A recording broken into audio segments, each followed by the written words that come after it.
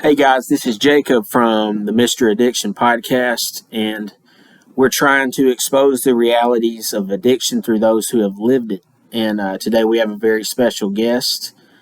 Um, would you like to go ahead and introduce yourself? Sure.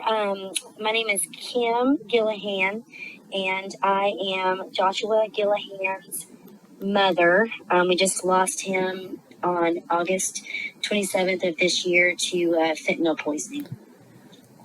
Okay, yeah, and that, obviously for all of our guests and also for me personally, we're just very sorry for your loss and just very heart wrenching.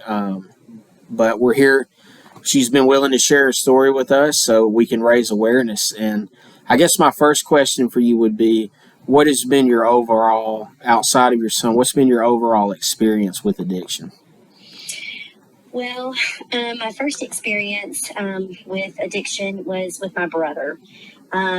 He actually passed away at the age of 29 when my son was just a little over a year old to a crack cocaine overdose.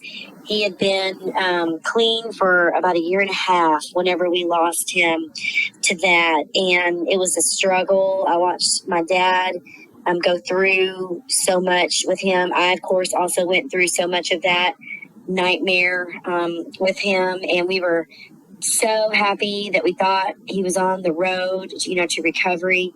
And then unexpectedly, while I was off on a business trip down in the valley, McAllen, Texas, my father, called me up 11 o'clock one night and let me know that he had found my brother, in his apartment, passed away. And so that was extremely devastating. And so that was my first very horrible experience, with addiction. Yeah, and then obviously the situation with Josh. Just as a parent, for those who don't understand this, as a parent, now that this has happened to you, what kind of impact does that have on your family? And um, you know, looking back on anything, what would you say maybe some of the signs were that this could happen? Well, that is a hard question, but I'll try to answer it the best I can.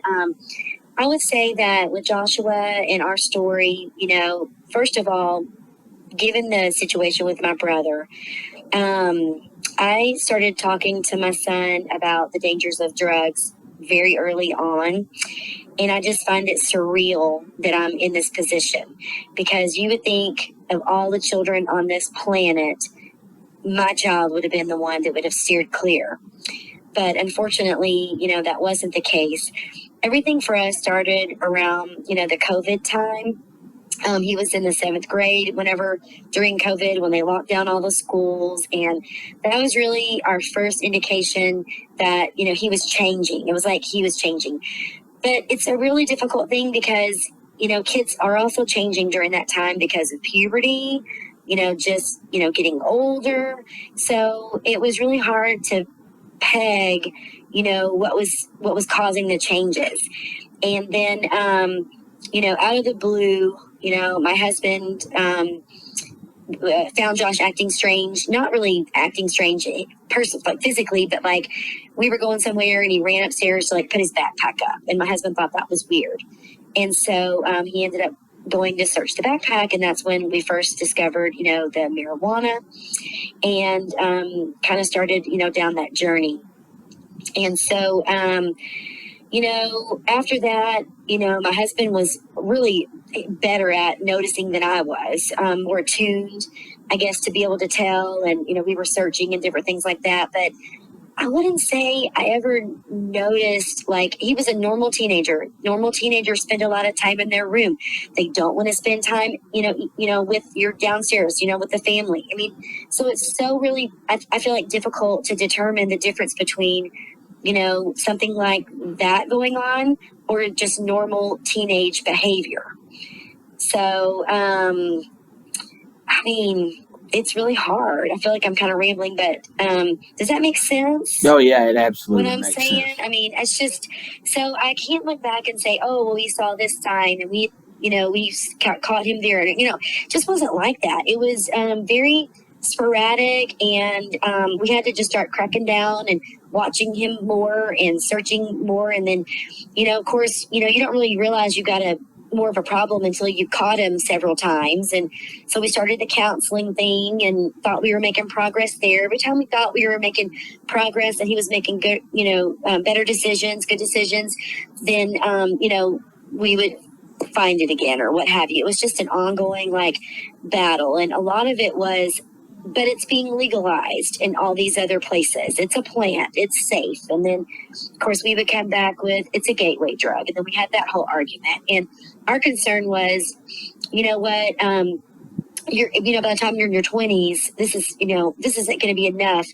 You're going to do something else. It never in our wildest dreams did we ever think that we would be in this position right now.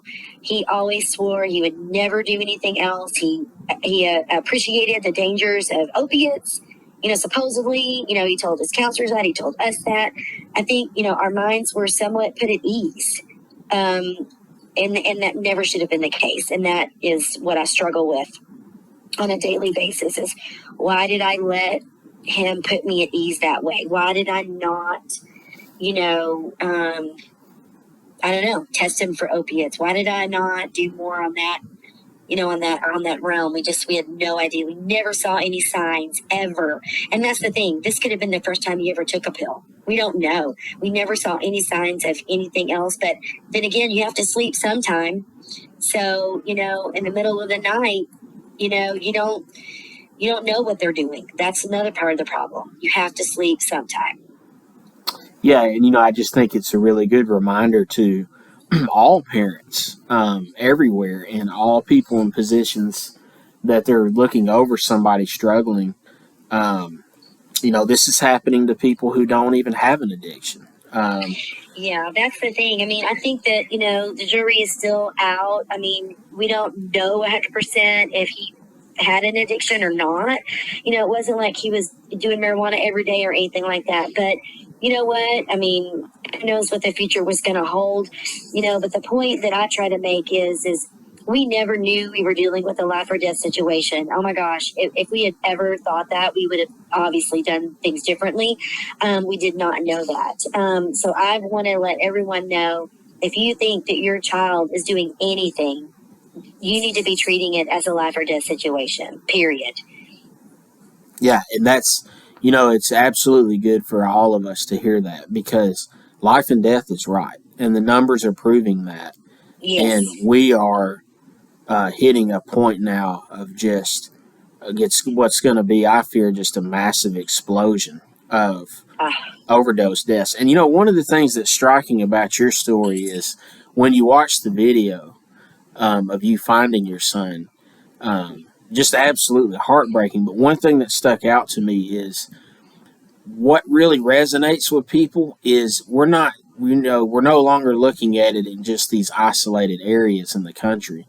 You're seeing it in your house, with your dogs running around and your family and in a nice neighborhood. And now this stuff's at the front door. And so I would say to any parent out there, we have to have humility that our kids, that this can't happen, or our parenting will be superior to stopping it. And it's as easy as taking one pill now. One pill. Yeah, that's it. It is, and that's the thing. I mean, I absolutely never in my wildest dreams, thought the morning that I walked up there to say goodbye, I was about to go catch a plane. My Uber was waiting on me. I was going to a business conference, and I had my backpack on my back. And I, at the last minute, thought, oh my gosh, I have to go up and say, goodbye to my baby. And so I ran up the stairs and just to hug him and kiss him and found him. And I was just in shock, obviously. I mean, but I still remember the gut wrenching pain, of that morning. I live it every single day. And I don't know even how to explain it. It's hard to explain, but it's just, the most horrific thing ever. But I never, dreamed that we would be in that situation. And that is the point. We don't know if he ever took any other pills or if that was the only pill. We don't know. But that's the point. You don't know. And where did he access the pill? Well, that's what we don't know for sure either. But I think he potentially got it from someone at school. But if not, he got it from, a dealer, I suppose.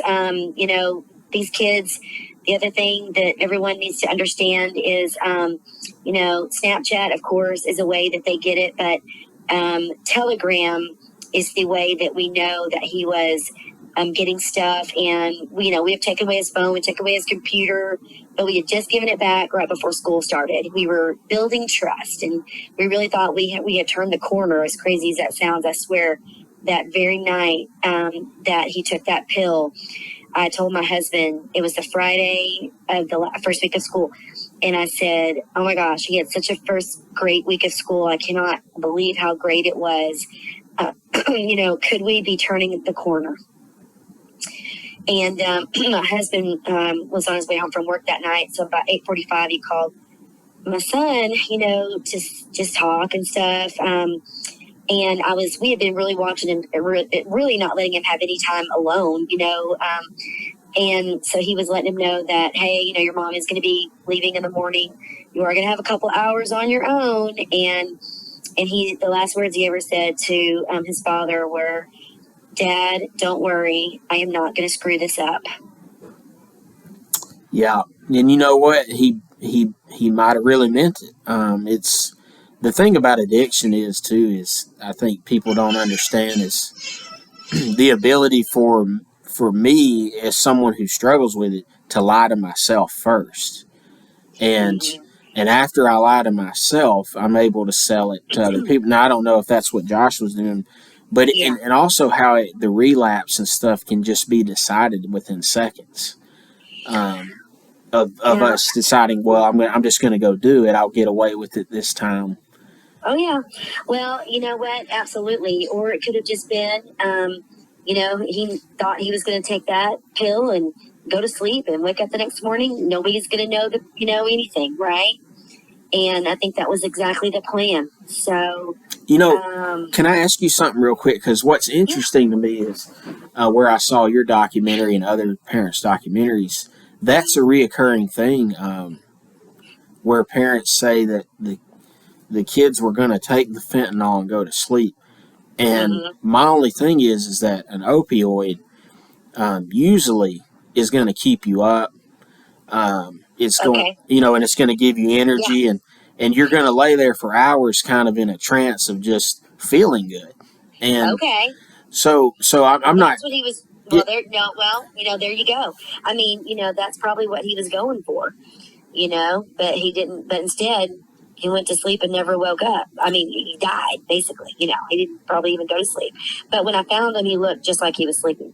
Yeah, and so I'm not challenging you on that. What I'm saying is to me, it's just interesting if a pattern is emerging where they're telling kids that don't understand, like, hey, you can take this and go to sleep.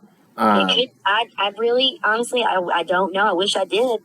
I wish I did know, but and it was it one whole pill he took? You know what? I don't even know. Did they find anything in his room?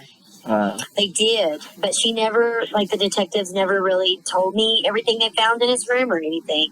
Okay. So it has been turned over to narcotics now, and they're still working on the case. They still have his computer, they still have his phone, and we're trying to get justice.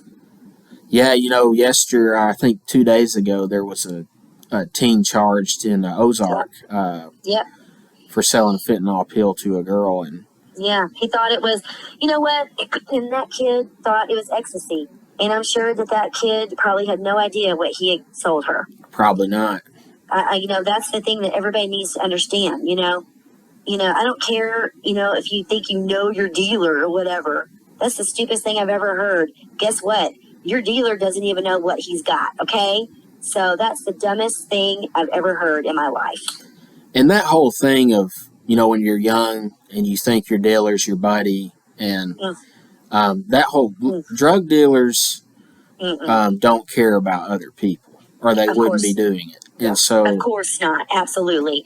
And these drug dealers, they're selling anything to children. Should need to be locked up. I don't care what, anything. That needs to be dealt with. So, but I hope and pray that they find out how he got it, who he got it from. I think they will. And I just pray we get justice. I do too, and that's definitely something we're going to be praying for and tracking on. And this is why that we have to all be activists, because the police and those people, number one, it's too overwhelming of a problem for Right. them to take on, and number two, like this stuff is being made in people's basements now, Mm. and passed out at school, and Yeah, passed out that's at so churches. scary. Oh my Yeah, gosh. Well, and that is one of the reasons why, people say, I hear it all the time. It's only been about 3.5 months since we lost Josh. People will say, how are you even out of bed? Or how are you, whatever? And I'm like, okay, well, number one, I did stay in bed for about 2 months. Number two, I have a panic, an absolute panic that more kids are going to die. Like my kid, I would give anything if I had known what I know now, August 26th. yeah, and it's heartbreaking for me to hear you say it, because when a parent loses someone to addiction, or really anyone, I'm sure it's a lot of second guessing and guilt and things like that. And like we talked about beforehand, is Mm-hmm. there is no guarantee for any parent. Um, Right. you know, it's just too accessible with technology, and It is. um, And that's another problem. That's another problem. I don't, and I'm going to work on this at some point, but I just, somehow or another, I know in other countries, I've learned that, Telegram, they've they've put some sort of blocks on it or something to where it's not able to be used for, drugs and things like that, and so we need to be doing more in our country. And I know, trust me, people say, well, it all goes back to the parents and all that. And, I tell you, I hear you, but we thought we were on it. I mean, we took his stuff away. We took Snapchat away. We took TikTok away. We took his computer away. We took everything away, But at some point, when we thought he was doing better and when everything was going in the right direction, then, you hope and pray that you can give these things back and trust your kid enough, to build trust and to be in that position. And that's where we thought we were. And with all the counseling and with everything we've been doing, we really truly felt like that's where we were. And I'd give anything if I could go back, but that's just the reality of it. well, it certainly wasn't for a lack of effort on you guys' part. And there's a lot of people I know who have overdosed, and their parents didn't even care. So it's Mm-mm. I just commend you guys for fighting and trying to do the best you could. And this thing's a beast. It's evil. It is. It's all encompassing, and it's just unfortunate that It Josh is. ended up There's a taking something that was poison. That's exactly right. The main message that I'm trying to get through, really to anybody, but of course my heart is with the younger ones because, of course, my child was young and, we're going through this, but is that there's no room for experimentation today. In these times, you are really playing Russian roulette and there is no room for it. Man, that's Period. such a good perspective. Yeah, it is. It's so, yeah, it'll cost you your life. Exactly. Marijuana laced with something. Yep. Yeah, it'll cost you your life. And what's crazy is these dealers are purposely putting fentanyl in everything Yeah. to keep them To get coming you back. addicted. Yep. Yeah, they don't, and that's what people. I've talked to so many people. They don't understand. They keep saying, "I don't understand," and I'm like, "Well, they're trying to get these people addicted. But if a few die along the way, they don't care. No, no, they're gonna Nobody just cares, about my son, all these other children, young people, old people, whoever. Nobody care. They don't care. yeah, and it's it's true. These people are heartless.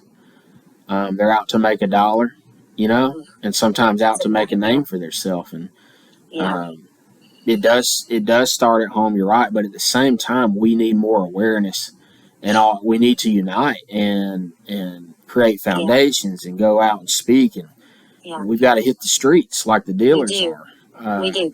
I mean, the bottom line is if my child would have gotten an oxy or a Percocet like he was supposed to get, he would still be here. Yes, That's the bottom line. yeah, We may have a absolutely. different problem to fight, but he would still be here. Yeah, he would. And I was telling you, I've worked in recovery, or I used to work in drug recovery a long time. And when I first got into it, the big deal was heroin, and Hmm. pills and heroin. And I just never would have imagined something would come out that was 10 times worse than heroin. Uh, Yes. I mean, this is all this. Other than my brother and dealing with that specific issue, this is a lot new to me, and I can't either. And now that I'm in it, and I've educated myself, and I'm a member of all these groups, and I see how many people had already died years ago from fentanyl poisoning. It's just mind-boggling to me how we have let this continue. How did we not nip this in the bud as a country 5 years ago? yeah, we don't take it serious. And we just say, oh, that was their choice. And Yeah, it's got to change. It's got to change, or this it does. this problem right here will wipe It's a an entire Yeah. generation out. No, absolutely. And that's the other point that I also want to make is that I don't care if you are a full blown adult addict. You didn't ask for fentanyl. Or maybe, I mean, I have learned now that some people are allergic. I mean, not allergic. I'm sorry. What am I trying? Addicted to fentanyl. But there are so many cases where they thought they were getting cocaine or heroin or whatever else, and it was laced, and that's not right either. I mean, period. It doesn't matter. Like, the bottom line is these people are not getting what they are supposed to be getting. They're actually getting poisoned, and that's what everybody needs to understand. These are not overdoses. These are poisonings. I don't care if you're an addict or not. I don't care. I don't care if you're living on the street and you're an addict. You still got poisoned, and that is the other thing. I don't want to. I mean, we are a different case. My kid was only 14. It's a different situation than that. But those people are also still being poisoned. Absolutely. And that's what it is. And it's, I wouldn't pick a rattlesnake up. Uh, Exactly. and so I just think a lot of these, your story and other people's story, I mean, this kid's 14 years old. How in the world are these kids going to understand the seriousness of what maybe a dealer or their friends are saying? Yeah, Oh, it's not that big of a deal. that's exactly right. Um, well, I guess to shift gears, my last question to you would be, um,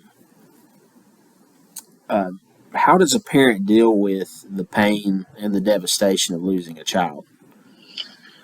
You know, we're still trying to figure it out. To be honest with you, every day is a struggle.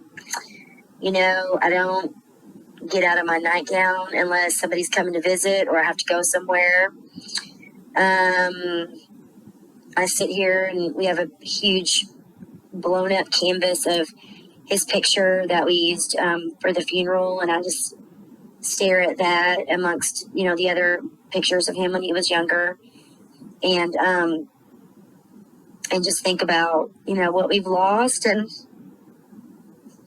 just try to figure out how we're going to survive this, because I mean, any parent that loses a child, it's horrific, but he was our only one. So we'll never have grandchildren.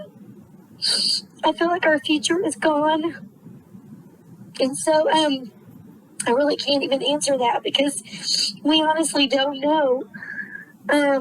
My first inclination was, I said to them, when we were standing in the street waiting on them to wheel his body out.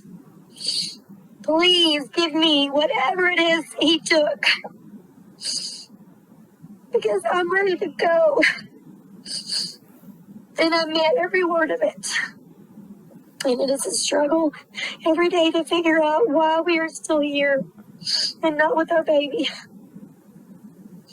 Yeah, man, I'm just very, very sorry. And I don't have children. I don't understand the impact of losing a child. I did lose, I lost my father to alcoholism, but it's just not the same. And, I just pray God gives you guys comfort and strength. And, but, but to know too that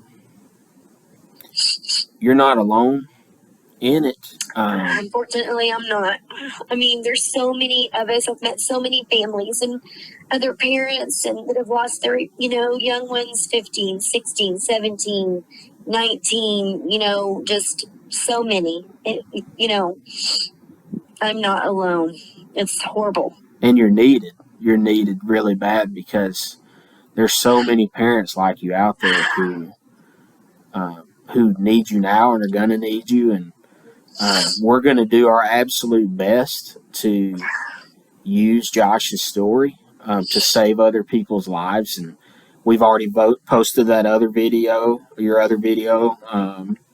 And there's been a lot of comments about people who see the reality of this and say, man, I don't need to relapse. I need to go to treatment. I need to pay attention to what my kids are doing. Yes. And take it serious. And so, absolutely, by you guys stepping out and being willing to tell the story, as painful as it is saving lives every time you do it. And people will listen to this interview. It saves their life, And I hope so. I mean, that's the only thing I can say is that, if we are going to stay here, I don't want him to have died in vain. If we can save other lives, then that's what we have to do. Yeah, and he certainly didn't die in vain. And we'll continue to move forward, and we'll continue to see what we can do with this story. And I really do believe that one of the most impactful things outside of treatment for people is prevention and hearing these stories. And also, we don't need to just try to speak to people struggling with addiction. We need to speak to parents Yes. and school teachers and police and people who maybe aren't aware of how serious it is. So I really appreciate your time and talking to us, and it just means Thank you so much. Yeah, it means a lot. And do you have any closing statements you'd like to say? No, I mean, other than I agree with everything you just said. And I really do think we need to try to reach out to the kids as much as possible as well, because they're going to be the ones, again, the parents can only do so much, but the kids have to be the ones that have to be educated so that they make better decisions. And they need to understand that they really are playing with life and death. And, if we can get out, reach out to the schools, hopefully some schools will be open to that. I don't think that my son's school is open to that, unfortunately. But maybe other smaller school districts will be open to that, because, these kids need to be scared.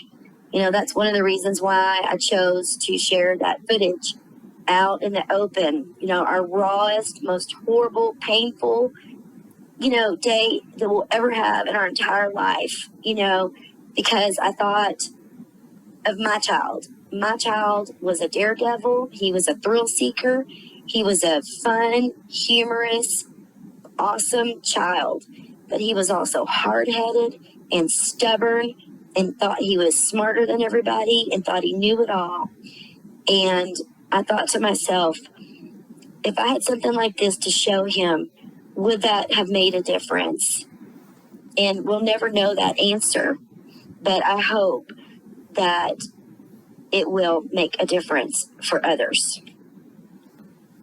And it certainly will. Well, thank you so much for your time, and we'll be in touch with you. And guys, this is you can follow us on TikTok, YouTube, Facebook. Again, we just want to get the word out, and we can't get it out alone. So follow Mr. Addiction. And until next time, you guys stay safe.